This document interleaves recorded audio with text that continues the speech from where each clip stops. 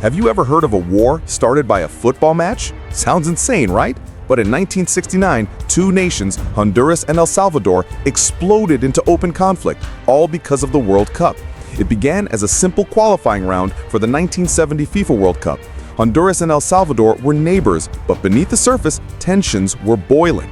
Land disputes, migration issues, and decades of political unrest had created a storm waiting to erupt. And then, football lit the fuse. The first game was played in Tegucigalpa, Honduras. Honduras won. Celebrations turned ugly, clashes broke out, and suddenly, football became more than just a game. When the second match happened in San Salvador, El Salvador won. But victory came with riots, mobs, and violence spilling into the streets. By the time of the third deciding match, played in Mexico, the situation had already spiraled out of control. El Salvador won again, but instead of just qualifying for the World Cup, they launched airstrikes against Honduras. Yes, you heard that right. A football match ignited a war.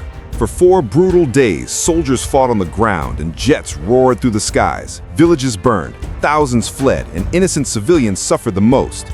Nearly 6,000 people were killed, and more than 100,000 were left homeless. All over newspapers around the world would call the football war. But here's the shocking truth. Football wasn't the real reason. The matches were just the spark. The fire had been building for years over poverty, land, and migration.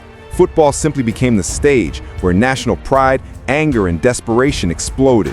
And when the war finally ended, nothing was truly solved.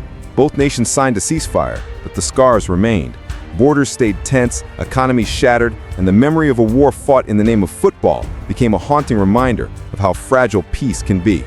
So next time you watch a World Cup match, remember this. In 1969, a game of football turned into a battlefield.